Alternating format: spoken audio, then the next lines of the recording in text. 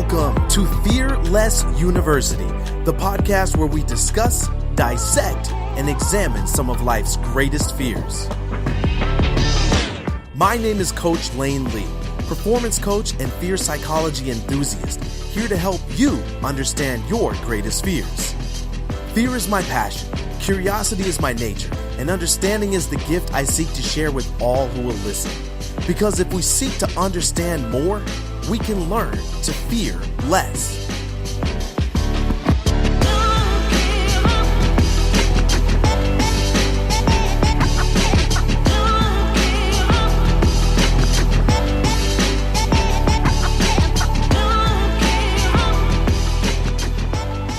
Welcome to another episode of Fearless University. Each week, I feature a new guest who lends their special brand of wisdom and expertise to help me unlock the mysteries of fear.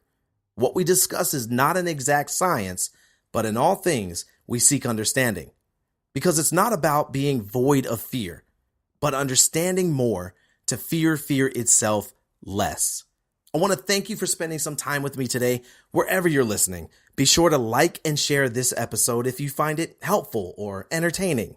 And be sure to turn on your notifications so you know when a new episode drops. And as always, be sure to rate and review us wherever you find us. By doing so, you're helping our placement and ranking in search results.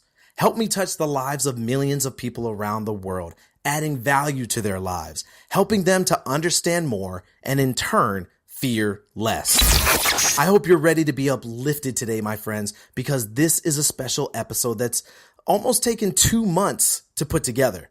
Back in June of this year, I was invited down to Arizona to speak at an event about fear. Not just how to help athletes outperform their fears, but how to help parents and coaches better understand what their athletes are going through. While I was there, I made a new friend by the name of Aida. You'll hear all about how we met in just a few moments, but just know that the encounter truly blessed my day and touched my heart. If I had to give Aida a title as an expert in some field, it would be observation, introspection, and forgiveness. She is a testament to what the power of forgiveness can do to your life and how learning what truly matters in your world helps you focus your love and your pursuits. But even beyond that, she's learned to better understand herself, which has helped her to better understand her fear. And by doing so, she's better able to lead her daughters by example, showing them how to outperform their fears on a daily basis. We talk about how it was only when Aida was tired of being a victim that she began exceeding the expectations of those who sought to put limitations on her life. We talk about drawing strength from adversity and how she feels her gift is being a vessel that connects people, helping them find each other. And we talk about how getting to keep her daughters in her life is what inspires her to keep going every single day. I truly hope you guys are as inspired listening to this as I was conducting the interview. So without further ado, I present to you guys my new friend, Aida.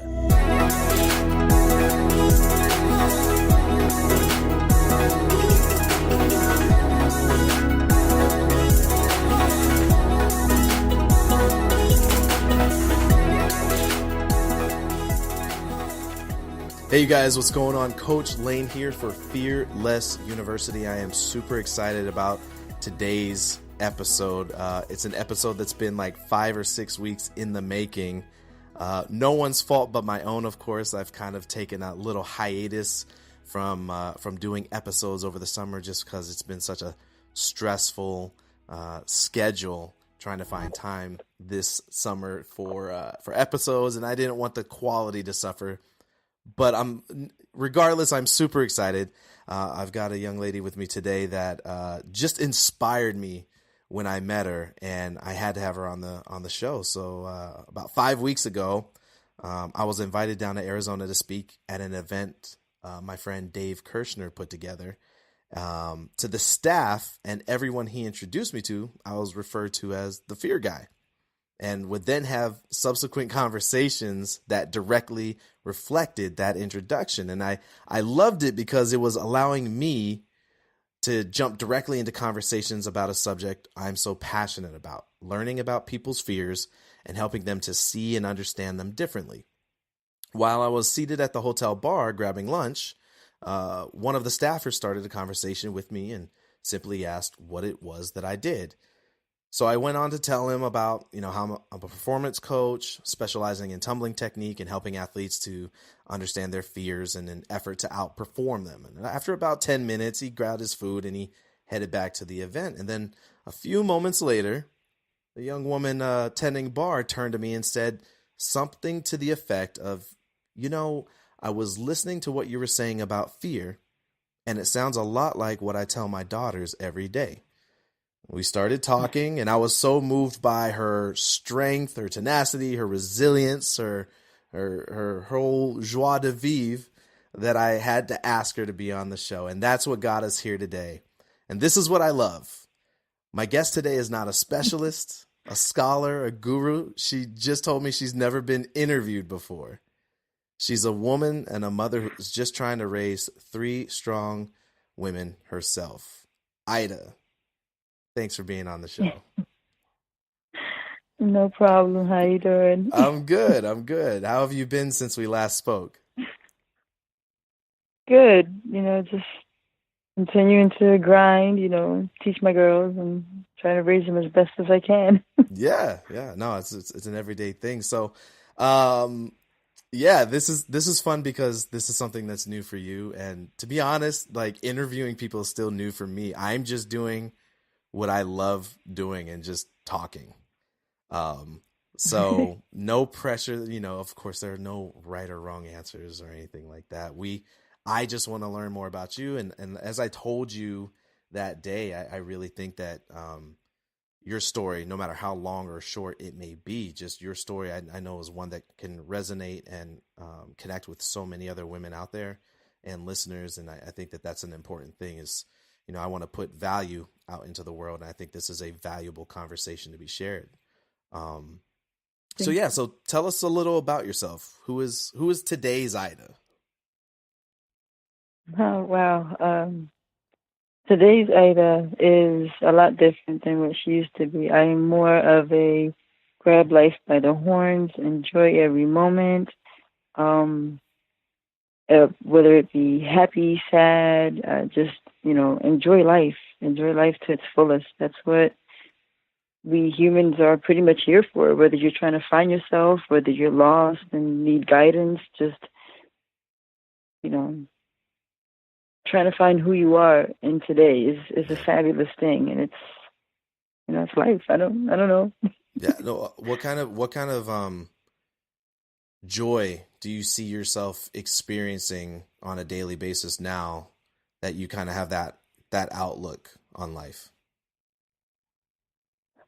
Knowing that I have my daughters, there was a moment where I actually feared losing my daughters to CPS, it's Child Protective Services, Mm-hmm. due to someone else's decisions, and that was one of the biggest fears that I had to face in my life. And so now knowing that my girls are with me, they're mine, and there's no intervention of any government, anything, is the best feeling. Being able to be there when they're happy, when they're sad, when they have those moments where they just need a rock, knowing that I can be there for my girls is the happiest thing for me. That's beautiful. That's my biggest joy. One of the things that keeps coming up lately, and I think it's just because it's at the forefront of my mind, is a quote that I read by an ancient philosopher where he was saying, Seneca the Younger, and he was saying that we suffer more in imagination than in reality. And, Yes. He's talking about how we don't necessarily fear the unknown. We fear what we think we know about the unknown. Yeah. When you're talking about the fear that you used to have of not having your daughters, explain that fear maybe a little bit more. Was it, maybe kind of thinking about those quotes, were you suffering more from the thought of not having your daughters or from the reality of them not being there? I think it was a little bit of both. I went through my daughters and I went through this phase not too long ago, about 4 years ago, where we found something out from that my ex-husband had did, Mm-hmm. and they tried to claim that I knew and I didn't. And so, of course, my mind is going haywire. Like, based on what I do know, they can take my kids away. I'll never get to see them, and that's the worst fear. I recall speaking with a coworker not too long ago, and she was saying that she thinks her purpose in life is to be a mom. And she asked me, how I felt, and I said, I think that's the perfect explanation. Mm. My purpose in life is to be a mom. Mm-hmm. I mean, I can't see myself without my daughters. They're my driving force. I tell them I'm their step stool to the next galaxy and beyond. Wow. That, they're amazing as they are. I mean, lazy, but what kid isn't lazy? But, just fearing that I might not be able to witness them grow and learn about themselves and their environment and how they can be helpful to other people, that I might not be able to see them. It was a fear that consumed me. There was a point where I would literally drive home after work and circle the block, fearing opening the door and hearing, your kids got taken today. Wow. That was the worst thing I had to deal with in my entire life. Of everything that I've been through, that was the worst. Wow. And maybe just give us like the because this is what really kind of your personality. You know how they always say like your personality gets you through the door. Your personality is really what drew me into our conversation. That day, and so maybe tell us. You told me, but I want to tell everybody. A little bit about who where you're from, who you are, like what. I don't see you despite what you said, I don't see you just being this strong of a person now, but I think that you are stronger than you were before. I agree with that. But you seem like you've been like, especially knowing where you're from. So tell us, where you're from and some of the things that you had to struggle with before. So, I was born in Coney Island in New York, and I was raised in Trenton, New Jersey. So, growing up, I had all these health issues that I didn't know at the time when I was younger. But there was one health issue that was I have one leg longer than the other, and I have to wear a lift in my shoe. And I've been told constantly that I'm not normal, that I'm not going to live a regular life, and that pushed me to be like, wait, what? When I was younger, it always made me feel self-conscious, and I was never, secure when I was younger. And then when I became a teenager, it really started to get on me. I unfortunately went through molestation, and when I spoke against it, it never happened again, thank God. Right. But it was one of those moments in life where you're just like, nobody cares about me the way that I thought they did. So that's when I started to face things and be like, wait, you're telling me I can't do something? Let's go. Watch me do it with a smile, and I will exceed your expectation. Wow. Because I was tired of being that little pushover girl. I was tired of being the one told that I wasn't normal. I was tired of being the one that was told I can't do anything in life. I'm never going to succeed. So that's when I started to draw my strength, was when I was tired of being the victim. I did not want to be a victim anymore. I played basketball. I did martial arts. I was in a marching band. I did color guard. I did all these things, even with my slight disability, I guess people would say. And I did all this and still exceeded people's expectations. Even doctors were like, wow, you doing that? They're like, that's good, Right. I had family members telling me that I wasn't going to be normal. And I'm like, oh, watch this. watch this. That became my thing. Um, I met my ex-husband and figured, oh wow, we're going to go far together. That ended up horrible as far as how do I put it? I can see when someone puts their fist up towards me, and I can defend that. I've never been mentally abused, so I did not know how to defend myself. Right. I didn't know. People would tell me that I'm pretty, and I would feel guilty because someone looked at me, and I knew he would get upset. You know, things like that. Right. So the strength that I did gather, I lost. And then when he made the decision to do the awful thing that he did that almost caused me to lose my girls, my strength came back tenfold. And I was like, there's no way I'm giving up on my children. They are my life. I already been through so much. I'm not going to be the victim again. I've already played victim. It is not a good feeling. So going through that is what brought me to where I am today.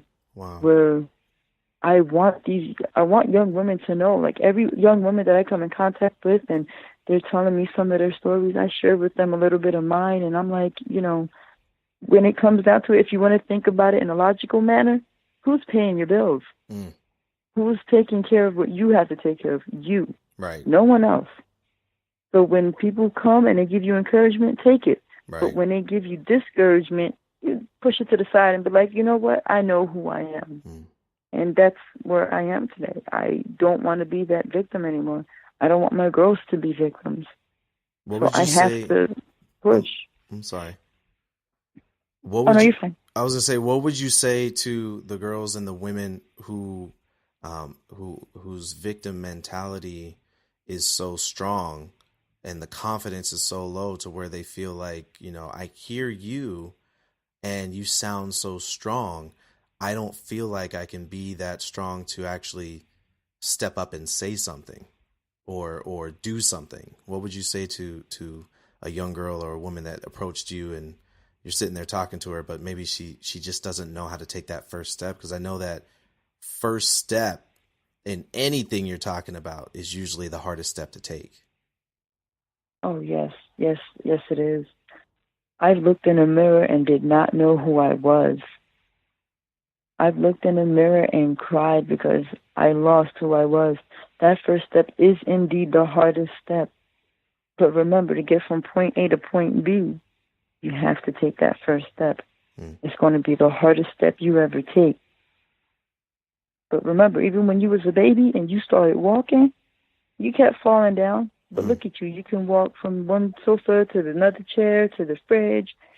Just don't think of it as this is going to be a life-changing thing and it's going to mess up everything. It's no, you're putting yourself back into that victim mentality. Just do it. Dive in. It's going to be hard. I love that analogy because I use it a lot in my coaching too, for different reasons, of course. But I say, you know, when you were a baby, walking wasn't natural. It didn't come natural. You had to learn to do it. And as babies, we cry, not because falling hurts every time, but because we're frustrated and we don't have the words at that moment to express our frustration, you know? But what I love about what you just added to this analogy is you're right. When you're learning to walk, you're not doing it alone. You're not trying to stand on your own. You're not making it from A to B on your own. You have family that's there to help hold your hand and try to help you walk and teach you left and right. You have chairs and sofas that you can grab onto, tables.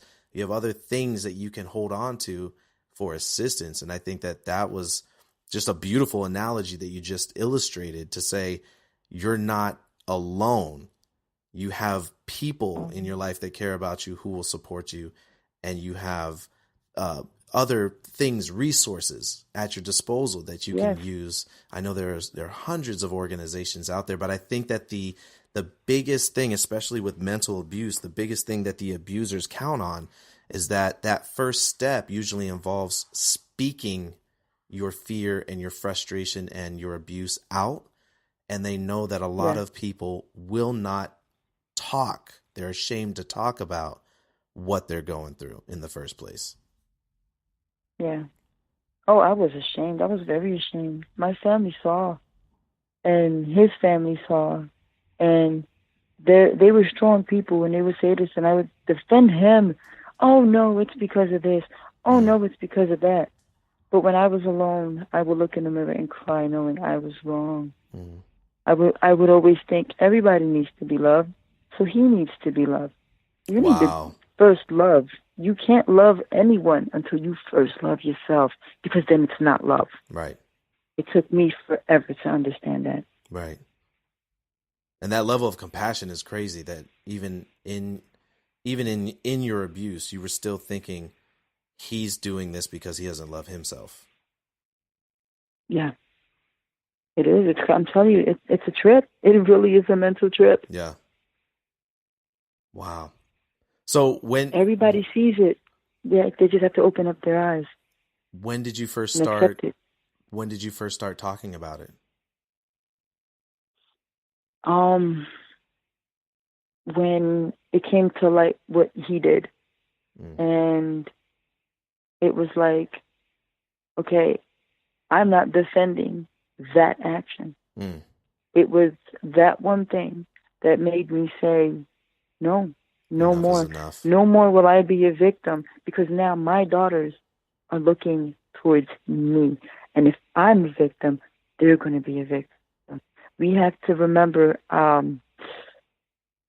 forget exactly where I read this, but it makes so much sense. And I'm glad I read this, because this statement, I should say, is what also helped me.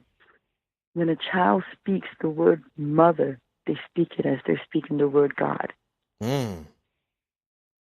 And that came to my mind when I said, I am no longer a victim. And I looked at my girls and I'm like, if that's how esteemed they see me, right, I am not going to let them down. I am not going to be the one to say it's okay to get stepped on, because it's not. Wow. And when I say I'm the step stool to them to the next galaxy, it means that I'm boosting them up. I'm not letting them step on me. Right. So I just want to make sure that I clarified that. Right. No, I think that's very clear. And I think that from the sound of it, it's what you're teaching them to be as well. Don't be a step stool for people to step on, but an instrument of edification. Like, you are here in this life to lift other people up. Don't let them step on you, and don't in turn step on them just to get to that next level. Yeah. Always lift other people up with them. I mean, it's crazy, just the timing of things. You know, this conversation happened today because it was meant to happen today. I just got done watching, I may have mentioned this to you when we were in person, but I just got done watching this awesome roundtable discussion. Justin Baldoni, who plays Raphael on Jane the Virgin, he has a wonderful campaign called Man Enough. And he and a roundtable of other guys, Lewis Howes, Scooter Braun, a couple of other guys were around the table, and they were talking. The whole show is about, speaking on what does it actually mean to be a man. And today's topic was awesome because they were speaking on the Me Too campaign about all the women that are coming forth, women and men, but mostly women that are coming forward about sexual assault in Hollywood. And it's crazy because a number of the things that you were saying were touched on in that episode, like almost verbatim. And I think I've never seen it. Yeah, it's crazy. And that's what I'm just saying, like how you can tell when something is meant to be happening at a certain time, because you'll see it repeated, several times throughout your day. So this is just crazy. But I think that, the thing that connected the dots for me was when you said that you have to love yourself first before you try loving other people. And, I think that was tremendous, because, I think that's what leads a lot of people to be on both sides of the coin, unfortunately. To not just be the abuser, but to allow themselves to be abused as well. And not to say that it's something that you welcome, but that it's something like you said that it even took you a while to say, you know what, enough is enough. Yeah. It's just, yeah. Anyway, I just thought that was kind of just a crazy, coincidence. But I wanted to go back to the day that we met. Yeah. I was just curious, what was it about my conversation with that other staffer that was sitting there that struck a chord with you? Because I know you hear thousands of conversations a week. What was it about that Yeah. conversation that kind of stuck out to you? I don't recall which coworker it was, but I recall telling a coworker something similar about fear, about, being strong. And so when you started speaking on that, it was like, wow, well, hey, Right. let me talk to you, because it's, and I recall introducing you to another coworker Yes. that's trying to find his way. So Right. it was just like, I don't know. I always see myself as how do I say it? Like a segue person. A Like I'm vessel. always a vessel. Yes. If I can't help you, I know someone else who can. Right. No, I think that's a beautiful role to assume in life, to be a vessel for information and introductions. You're the person that a greater purpose flows through. I think that's Yeah. a beautiful role to assume. But yeah, I think this is great. Let me see. I want to talk about you and your daughters really quick, because that's where our Okay. conversation went immediately when we were talking. Yeah. So I have a couple questions just regarding your relationship with them and what you told me you try to teach them. So what specifically do you teach your daughters about fear? And then this next 2-part question: what are you afraid of them not knowing? And what are you afraid Okay. of them being afraid of? Hmm.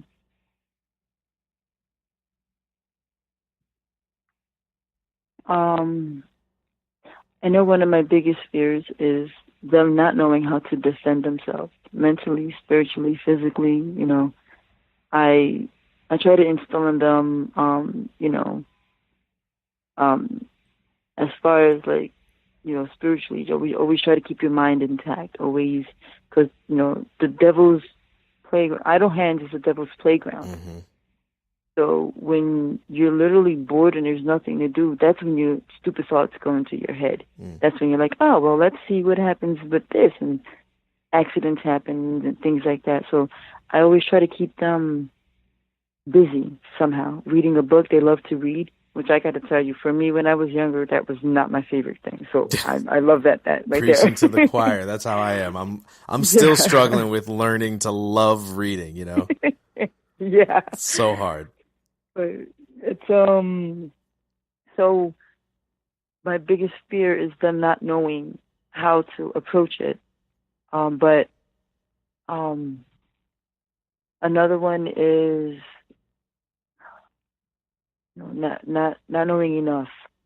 Like, do I teach them enough so that they can, protect themselves against these attacks?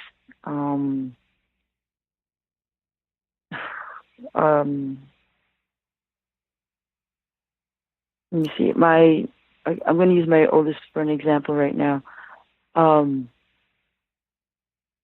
My oldest, she was bullied at the time when all this craziness was happening, and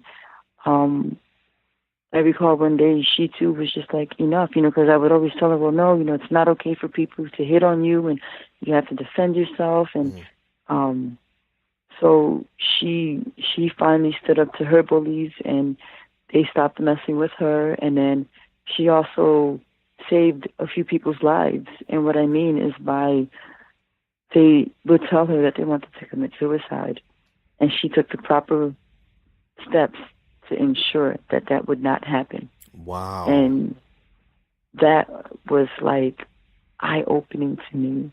I mean, she's such an inspiration. I'm sorry, getting emotional. No, of course you are. Like, um, this is, yeah, she's such an inspiration to not wow. only me but to her sisters. My middle one, she's so talented. I mean, she can make up her own music and beats and stuff, and she's a great artist, and she's finally starting to come out her show slowly. And, I let her know that that's okay. When Right. she's ready to come out, that, I'll be here for her. But, I'm trying to encourage her to come out of her shell. And my youngest, she has no shell. I mean, she's just out there. Like, whatever's there is there. She will let you know how she feels. And That's so her, awesome. I'm trying to calm down just a little bit, Right. to give her the proper verbiage. Right. But, Right. it's like a plethora of things. Like, Yeah. my girls are just, I can't emphasize enough how important they are to me, how much they inspire me to push every day. Like, I also have fibromyalgia, so there's days where I'm like, I hurt, but I literally sit up off that bed and I'm like, we're going to do this. Those girls need you to do this. Wow. And I go. Well, it's I'm beautiful trying to because remember the first part of the question. no, you're doing great. I was just going to say real quick, it's beautiful because it sounds like each of them has a different piece of you, and that they're Oh, able, definitely. and that they're able to, it's almost like, you guys are inspiring each other because you've blessed them with a little piece of you, and they're blessing you back by saying, this is what makes me unique, is the same thing that was a part of you that made you unique. Yeah. That's so beautiful. I think the first part of the question was, what do you try to teach them about fear? Whether it's understanding it better, or maybe that's the question, is how do you teach them to understand fear better? What kind of education do you give them? You said you want them to be stronger mentally, spiritually, physically, emotionally. What kind of education do you give them so that when they are faced with fears, they don't freeze in the face of those fears, or they don't, become victims of those fears? Um, to assess the situation, to step back and say, why am I afraid? Mm. My 6-year-old, she's 6, so she's going to be scared of the dark. Mm. And so I try to put a logical sense to it and say, well, what is scary? And she'll say, but Mommy, it's dark in there. And I'll say, you know where the light switch is? She goes, yeah. I said, do you think that would help? And she would say, maybe. And so I'll say, well, we'll go and, we'll turn on the light switch. And I'm like, well, how about now? And she's like, okay, no, I'm not scared. I just want you with me. Then it's like, oh, so that's what it was. It wasn't Right. fear. It was you wanted companionship. Yeah. Wow. I try to teach them to verbalize what it is. You're scared of it, but why are you scared of it? Let's try to assess that first. Once you assess that, you can come up with logical explanations Right. that would help you face it.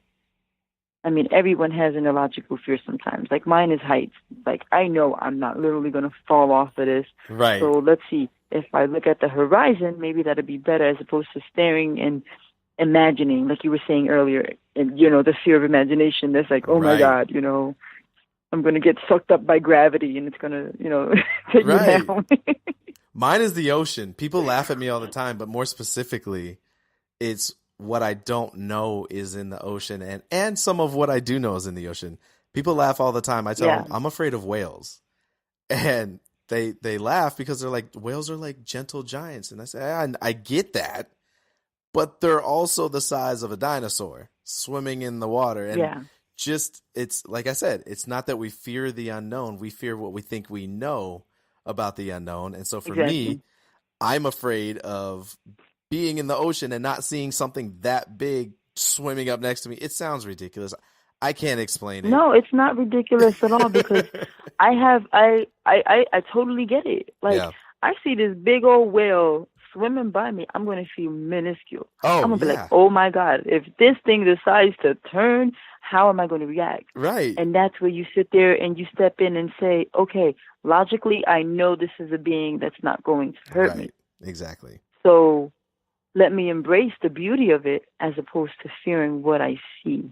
Because that's when it goes back to the imagination, and you're like, okay, like for me, mine was scorpions. Like I've literally had a scorpion crawl across my chest, Oh, and because heck it was like no. it was on a blanket, and I was like, oh my God. I'm like, if I freak out, it's going to sting me. Right. So I literally folded the blanket and I put it in the kitchen where there was no carpet because I knew it blended in. And I'm like, okay, there's a scorpion in there. And then I dealt with it. But I was like, oh my, like inside I'm screaming like, oh my God, there's a Right. scorpion on me. Oh yeah, I don't know what I would have done. But I usually, I just had a girl the other day. I was spotting her on a skill, and she got distracted halfway through her back tuck, which is, no hands. Ooh. She got distracted halfway through, and it's funny because, we're taught that the brain is a multitasking organ.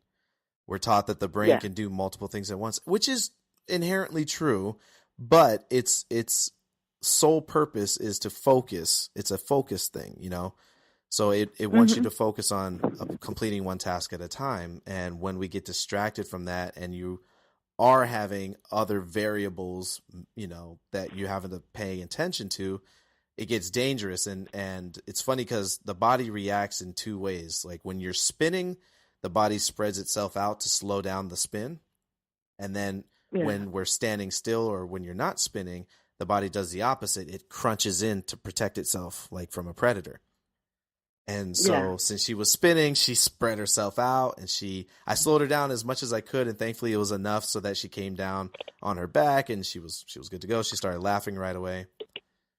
But it's funny how quickly we react. Like the body will react without you really thinking of things. And usually what it does is it reacts in a way that the brain thinks is going to keep you safe, when really it's actually going to cause more danger for you if you just react to things. If you had just reacted to the scorpion, you most likely would have been stung, but instead you took a moment. And I think that's what happens with fear. When we fear things and we just react, the situation always gets worse, instead of if we can really take a moment to reflect on, okay, like you said, why am I afraid?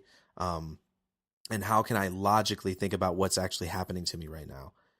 I think that definitely keeps you in a safer position than if you just react right away and freak out. Yeah. So like there's. Oh, go ahead. I'm sorry. No, there was because when you said that, it reminded me of a story my oldest was telling me, because she's in high school now. She'll be a senior this year. Wow. And she was telling me that she was at the bleachers, and her and her friend heard some popping sound, so they automatically ducked. And so they didn't realize it was balloons until they assessed the situation. But then when everyone was like, what are you guys doing? She's like, oh, I tripped, she just made it seem light of the situation. But also being that she was born in Jersey, and she also, you could take the girl out the ghetto, but you can't take the ghetto out the girl type of thing, So she kind of reacts to things like, okay, hold on. And then she's like, okay, what's going on, But I always tell them, assess the situations. And then with these unfortunate school shootings, people just react.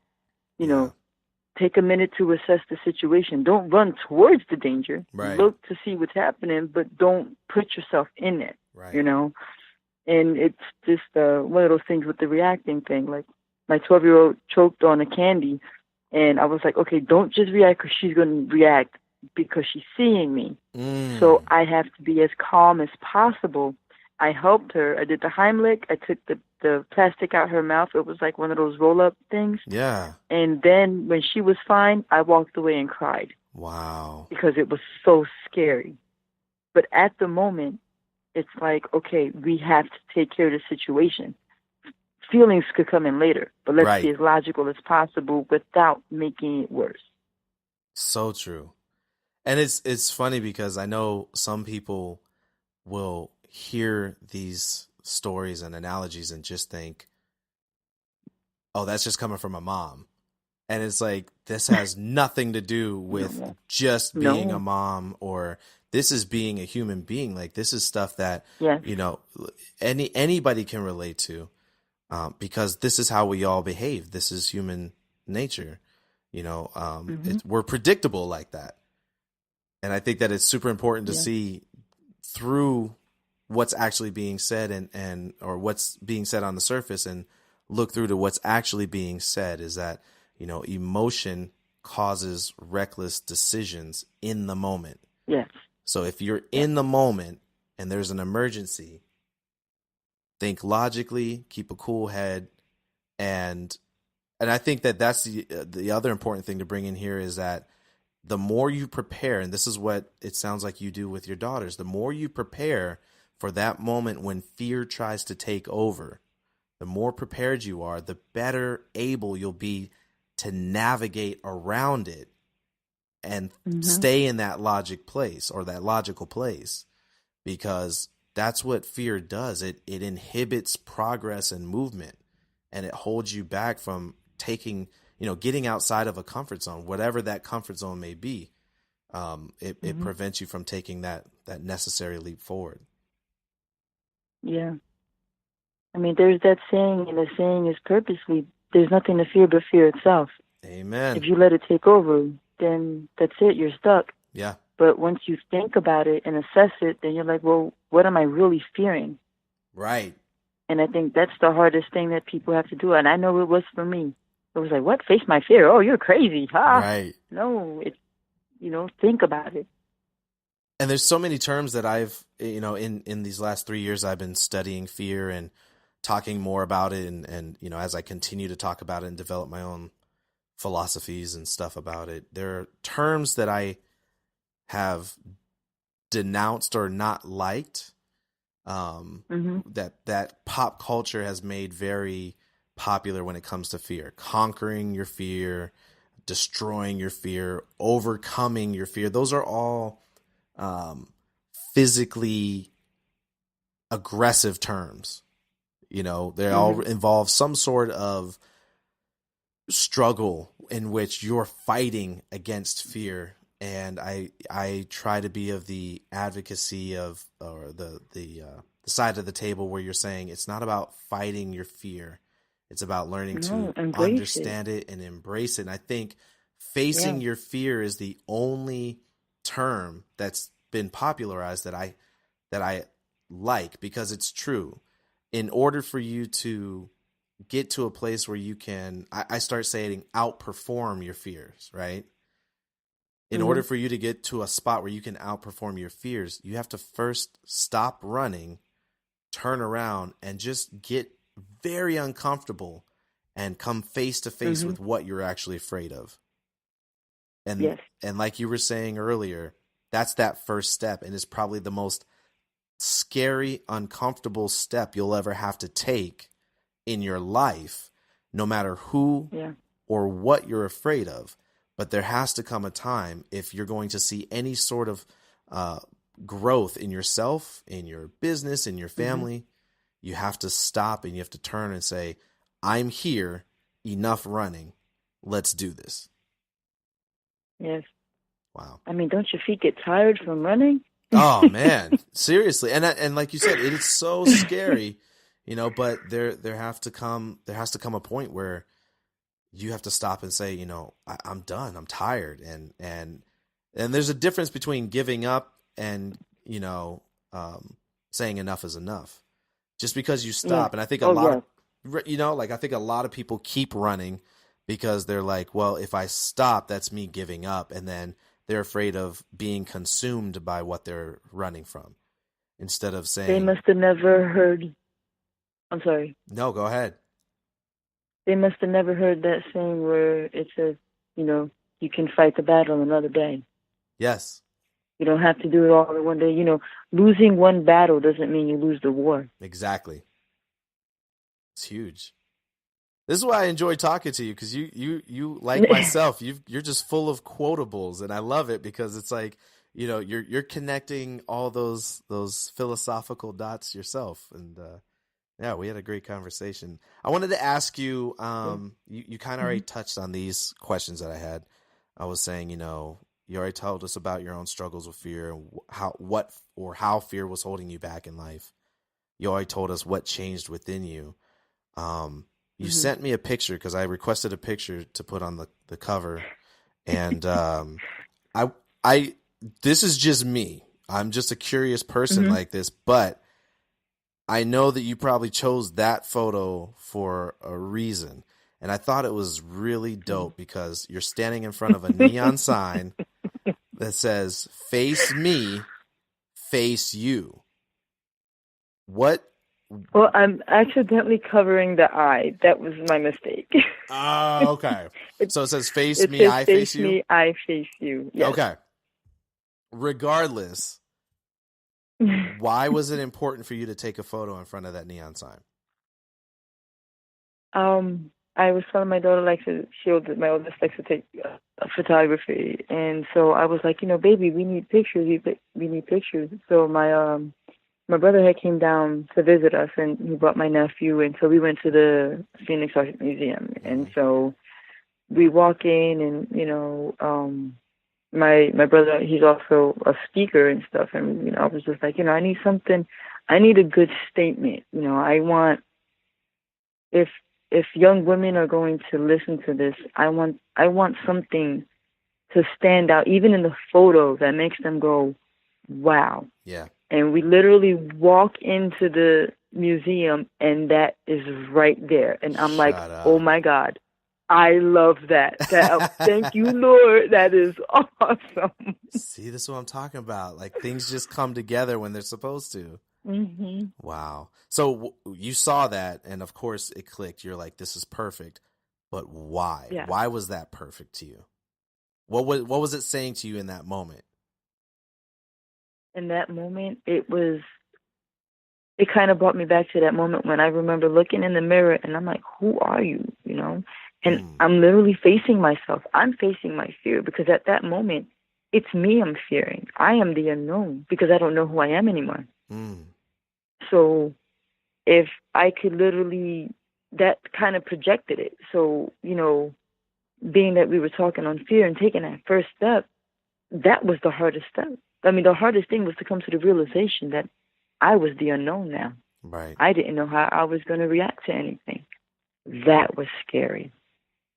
Because Wow. even though we can't control what's going on around us, we can control our reaction to it. And that just might save your life. So face me as I face you. Face me in Yes. order for me to face you. And Yes. I have to face myself in order to face whatever it is that I'm afraid of, Yeah, because that was my even if that fear. is me. Like, Wow. yeah. That's crazy. All right, Ida, we got one last So that, question. I got one last question for you okay. because this has been an amazing time, and your insight, as I knew it would, has been amazing. So I appreciate you so much. And I want to take a moment to acknowledge you for your strength, for your resilience, for your zeal for life now, where you are not letting anybody take you or your girls prisoner, and you're not allowing themselves to hold themselves back from anything in life. And that positive outlook is gravely needed in today's world, and that education is needed. I work with young girls every single day, and I've always admired the strength of women. I always call guys the the wimps. I'm like, guys cannot put up with what women have to go through, and to say that we could is just lying and joking, just the biggest joke in the world. But it's something that I've always admired and continue to admire. But yeah, I just want to acknowledge you just for that positivity that you put out into the world, and just the Thank you. light that you emit. And just want to thank you for whatever spoke to you that day to say, hey, turn to this guy and just strike up a conversation. I greatly appreciate that because I feel like I've gained a new friend in that process. Thank you. Sure have. So, last question is something I ask everybody. And I think it usually produces just such a cool reaction, because sometimes it's something we think about, sometimes it's not. But the question is, what is the greatest lesson you have ever learned from fear? Wow.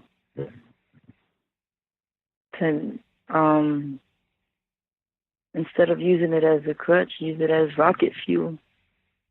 Just not to let it disable me, but enable me to react better and think clearer. I think that would be the lesson, because fear is a trip. And so I think I use it more as rocket fuel to say, what? Let's go. Instead of, whoa, what's going on? I don't know. No, that was, I'm just sitting here smiling the whole time, because I'm like, that's amazing. And that's something that I think too many people will, fear, I've always said fear is just that term that in our culture we use as a blanket term. And we don't get specific enough when we're actually talking about it. I'm afraid, or I have a fear of this. Like, if you look up how many classifications of fear there are, all the phobias, there's a list of thousands. And that's because I think that's why it's still used as a blanket term, is because fear is unique to every single person. And even though it may be irrational, even though it's something that you are experiencing that I may hear it and say, oh yeah, I've been afraid of that too. No, it's very specific to the person experiencing it, because it's your brain, your psyche talking to you specifically, Yes. But I think that the more that people can understand that, the more, I always say, in the absence of specificity, fear exists. And I think that the more specific we can get with our fears, the more able we are, or the more we're enabling ourselves, to use your term, to use it as rocket fuel instead of as an anchor that holds us back from making progress. So that was beautiful. That was a great answer. Thank you. Thank you for this. I also was never one that would think that I would influence people, and I started seeing that lately. And thank you. Thank you for solidifying that, I guess. Yeah. Hey, I too seek to be a vessel in any way that I can. So if that's what came through this, then I'm very thankful to be blessed to be a blessing in that way. But Aida, thank you very much for your time, and I know everybody else that's listened thanks you as well. You're welcome. If that helps.